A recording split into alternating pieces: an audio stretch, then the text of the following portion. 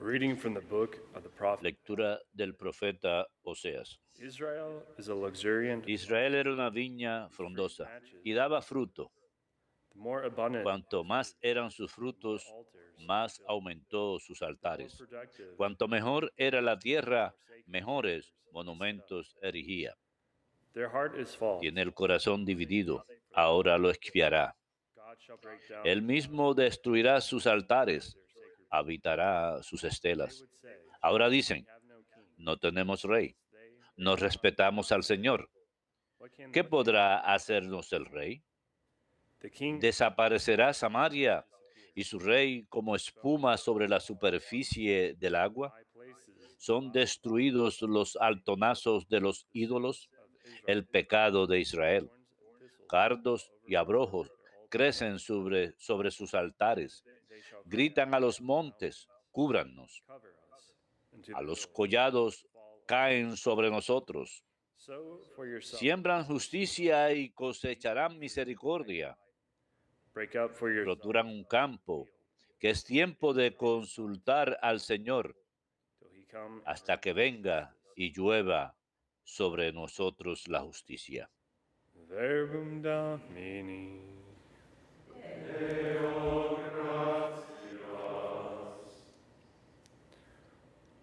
Seek always the face. Busquen continuamente el rostro del Señor. Busquen continuamente el rostro del Señor. Cántenle al son de instrumentos, hablen de sus maravillas, gloríense de su nombre santo, que se alegren los que buscan al Señor. Busquen continuamente el rostro del Señor. Look to the Lord in his strength. Recurran al Señor y a su poder. Busquen continuamente su rostro. Recuerden las maravillas que hizo, sus prodigios, las sentencias de su boca.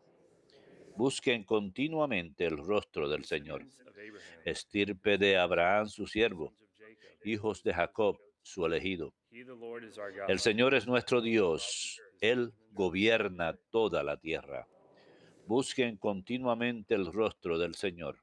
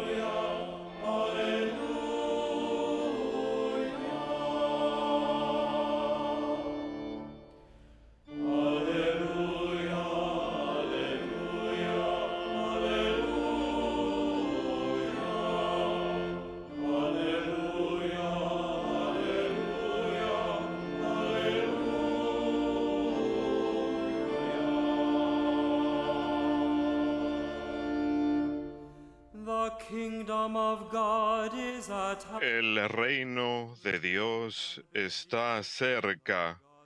Arrepiéntanse y crean las buenas nuevas.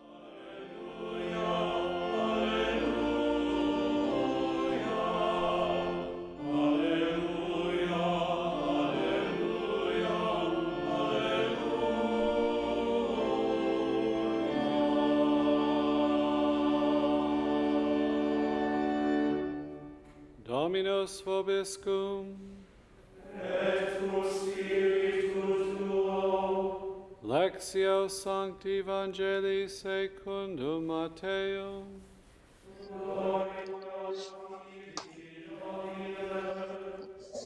Jesus, En aquel tiempo Jesús llamó a sus 12 discípulos y les dio autoridad para expulsar espíritus inmundos y curar toda enfermedad y dolencia. Estos son los nombres de los 12 apóstoles. El primero, Simón el llamado Pedro y su hermano Andrés. Santiago el Zebedeo y su hermano Juan. Felipe y Bartolomé. Tomás y Mateo el publicano. Santiago el Alfeo y Tadeo. Simón el fanático y Judas Iscariote el que lo entregó. A estos 12 los envió Jesús con estas instrucciones. Do not go No vayan a tierra de paganos, no entren en las ciudades de Samaria, sino Go rather to vayan a las ovejas descarriadas de Israel. as you go Vayan make y this proclamen proclamation, the que el kingdom of reino de heaven los is near. cielos está cerca. Verbum Domini.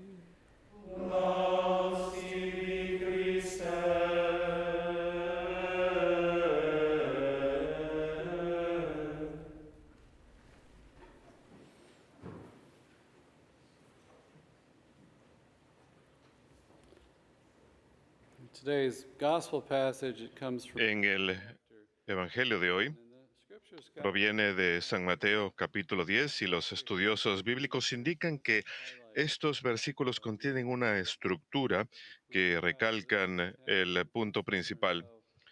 if we go back to chapter 9, Procedemos al capítulo 9, see that 35, proclaims the vemos gospel que of the Jesús kingdom, proclama heals el the sick, Evangelio, el diseases, reino, cura las crowds, enfermedades, crowds were like sheep without las muchedumbres, ve que son como ovejas sin pastor y su corazón se conmueve He asked the master of the y harvest to send out laborers. pide al Señor de la cosecha que mande jornaleros y llama Naming a sus 12 well, I'm discípulos. sorry. The next part is he gave them authority. Perdón, la siguiente parte es que les da autoridad y luego llama a los 12, llama a los discípulos, les da autoridad, nombra a 12 de ellos y luego envía a estos 12 y les dice, vayan a la casa, vayan, vayan a las ovejas perdidas de la casa de Israel y finalmente realiza la proclamación que el reino de los cielos está cerca y sana a los enfermos y resucita a los muertos.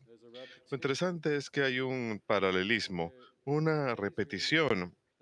En la lectura de hoy tenemos la segunda mitad que repite los primeros temas que mencioné y en el medio de ella es la parte donde les da. Recuerden que la gente se maravilla ante Jesús porque es alguien que habla con autoridad, no habla como otros rabinos. Él interpreta la ley con una autoridad nueva y esto es porque Él es hijo de Dios. Dios es el que da la ley y Él es el intérprete definitivo de esa ley. Y como por ejemplo en el Sermón de la Montaña, en cierto momento Él habla de diferentes mandamientos y menciona exigencias más grandes en estos mandamientos que hemos de purificar nuestro corazón, que no solamente no hemos de matar, sino que no podemos odiar al prójimo, que no solo no podemos cometer adulterio, sino que tampoco hemos de tener lujuria en el corazón. Está llevando estos mandamientos a su realización, a la realización de la ley plena. Así que esta autoridad es nueva, no es meramente una interpretación entre muchas. Esta autoridad va de la mano con la encarnación. Él es el Hijo de Dios, hecho hombre. Así que llama a los 12 y les da participación en esta autoridad. Son enviados, han de proclamar el reino. Veremos más adelante muchos testigos de la resurrección y ellos serán las piedras base de la iglesia, los cimientos de la iglesia, y Él los ordena. Tienen la realización del sacramento de las santas órdenes, uno de los. Y el buen pastor con esta autoridad nueva estará presente con su iglesia a través de los 12 y aquellos que ellos ordenen, a quienes se lo transmitan. La misión de ellos es proclamar el reino, predicar el evangelio y dirigir a la iglesia. Cuando Jesús regresa a su Padre celestial, y nosotros somos esas ovejas que necesitan pastor, y Él está presente con el rebaño a través de su ministerio, a través de los sacramentos. Los sacramentos son lugares privilegiados de la presencia y la obra de Dios que forman a la iglesia. Es un gran don, esa autoridad que la iglesia tiene, que le propone al mundo la revelación plena de Jesucristo, sosteniendo infaliblemente esta doctrina, manteniéndola pura. Y esto nos es transmitido hasta el día de hoy. Así que ellos son enviados a proclamar el reino de los cielos. el reino de los cielos está cerca. Dice que ese es el propósito del reino de la misión de Cristo y se lo transmite a los 12. Y el Evangelio según San Mateo fue escrito para el pueblo judío. Y él utiliza esa frase, reino de los cielos, 39 veces. Es una expresión clave, es sinónimo con el reino de Dios. Y él los envía a la casa de Israel, quizás es porque está hablando mayormente con una audiencia judía y el Mesías proviene de ese pueblo y tiene cierta primacía en esta invitación a la salvación. Por supuesto que la invitación a la salvación es a todos, pero comienza con el pueblo judío, con la casa de Israel.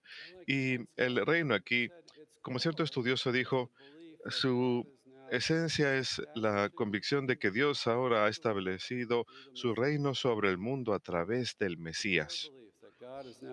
La convicción esencial de que Dios ahora está estableciendo su reino, que le pertenecemos a ese reino, de que el mundo ha caído, tiene mucho caos, hay tendencia a pecar, pero Dios ha venido y ha inaugurado este reino, el cual estamos llamados a formar parte mediante la fe, y es el reino de los cielos o el reino de Dios, como decimos, pues proviene de Dios, está enfocado en Dios. Dios reina sobre nosotros y nosotros nos sometemos a esa realidad que está cerca. Las diferentes parábolas que más adelante leeremos en el Evangelio según San Mateo, ya hemos leído acerca de las diferentes formas de terreno y la semilla que cae en diferentes tipos de terreno. Tenemos la parábola del trigo y la cizaña, que el trigo es sembrado y el enemigo viene de noche y siembra cizaña y hay que esperar hasta el momento de la cosecha para separar las dos y quemar la cizaña. Es una imagen de nosotros, del cristiano que crece en medio del mundo caído de cizaña, pero hay una cosecha que vendrá. Habla de la semilla de mostaza que se convierte en el árbol más grande de todos. Nuevamente, hablando de la presencia y el misterio del reino, pero que habrá un esplendor pleno, un florecimiento pleno al final de los tiempos, cuando Cristo vuelva en gloria. Nuevamente, el reino descenderá desde las alturas y prepararemos el camino para este reino. Lo compara con la parábola de la levadura que causa que la masa levadura tiene un gran efecto a pesar de estar oculto. Tenemos el tesoro enterrado en el campo y el hombre que vende todo lo que tiene para comprar ese campo. Esto nos habla de la primacía del reino, que está por encima de todas las otras obligaciones en nuestra vida, que es la perla de gran recompensa.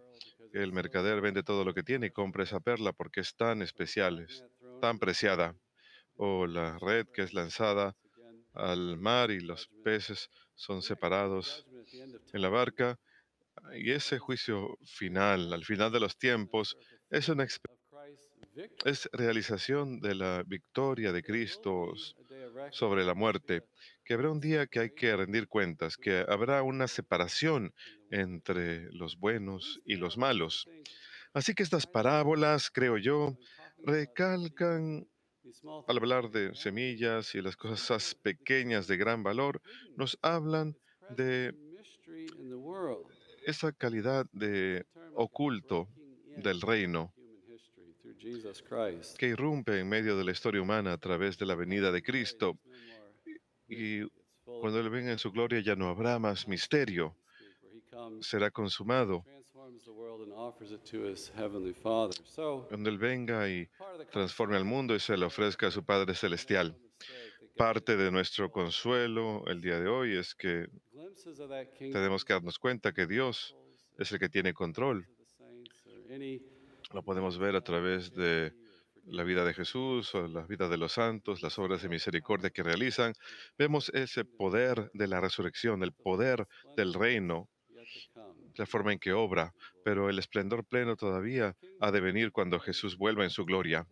El reino exige arrepentimiento. En el Evangelio según San Mateo, antes de esto, Jesús dice, arrepiéntanse, pues el reino de los cielos está cerca, arrepiéntanse y crean.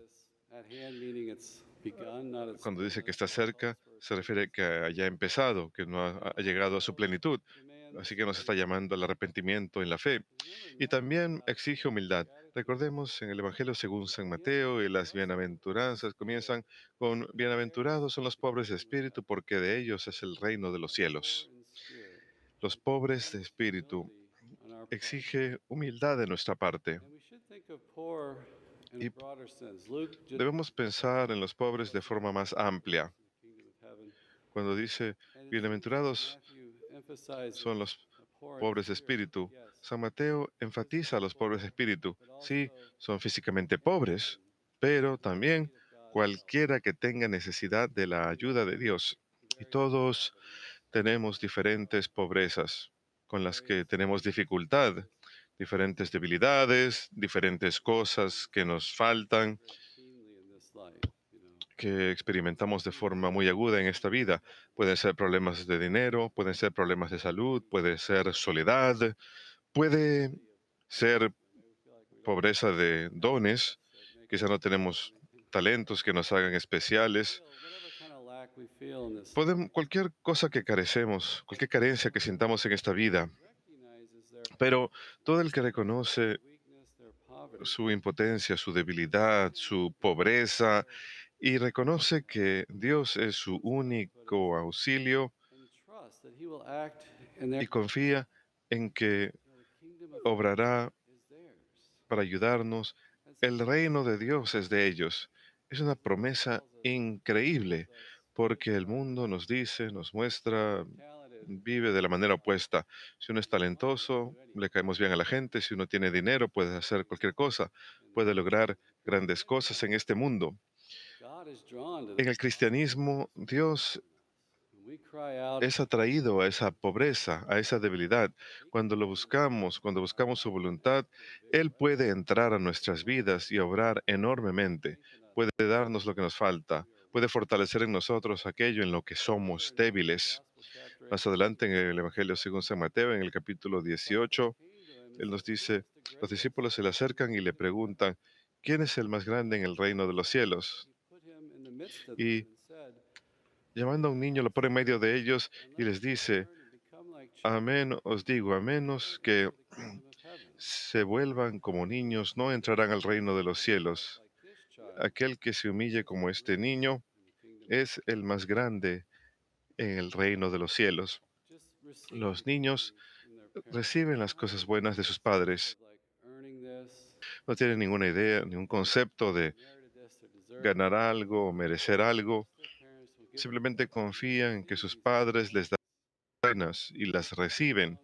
Así que el reino le pertenece a los humildes y estos son los más grandes en el reino, no a aquellos con el mayor número de talentos o el mayor respeto o los que tienen más logros, sino aquellos que son humildes, aquellos que reconocen su necesidad y confían en el Padre buscando hacer su voluntad. Ellos son los más grandes del reino. Y Juan Pablo II dijo algo muy hermoso en cierta ocasión, el reino, cuando acudimos a Dios en oración y buscamos a paz, es una afirmación tan sencilla y quizás obvia, pero creo que nos olvidamos de eso. Tenemos que darnos cuenta que sí, cualquier pobreza, cualquier dificultad, cualquier carga que tengamos, puede ser temor. El temor es muy grande y presente en nuestro mundo de hoy en día. Estamos siendo azotados por este virus pequeñísimo que nos ha humillado por completo económicamente, de muchas maneras diferentes, pero con ese temor, si acudimos a Dios en oración, buscando su voluntad, Él nos puede fortalecer y puede sacar gran fruto de nuestras vidas. No es parte de un cálculo mundano, obvio. Es Dios que obra en nuestras vidas. Así que Ese ingreso al reino ocurre por medio de la fe y las buenas obras. Hoy celebramos a los mártires de la revelación de los boxeadores a finales de los años 1800. Hoy celebramos a un obispo. Alguien acerca de quien leí, San Marcos G. Tishan. Creo que él es modelo de humildad de lo que estoy hablando hoy.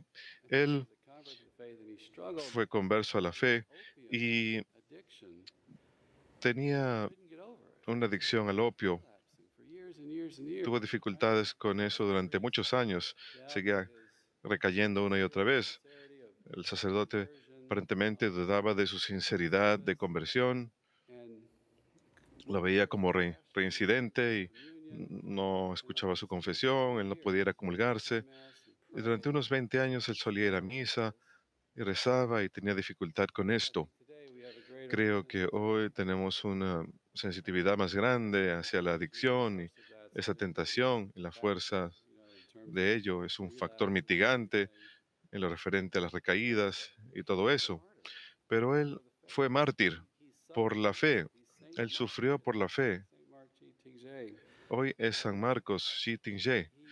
Y cuando estaba sufriendo martirio con su familia, y también era catequista, me parece, y él pidió ir al oeste en esa fila de mártires con quien estaba, nada más para poder animar a los demás.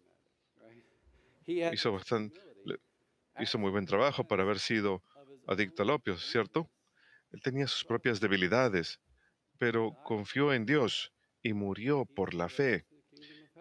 Y es ahora el más de los cielos.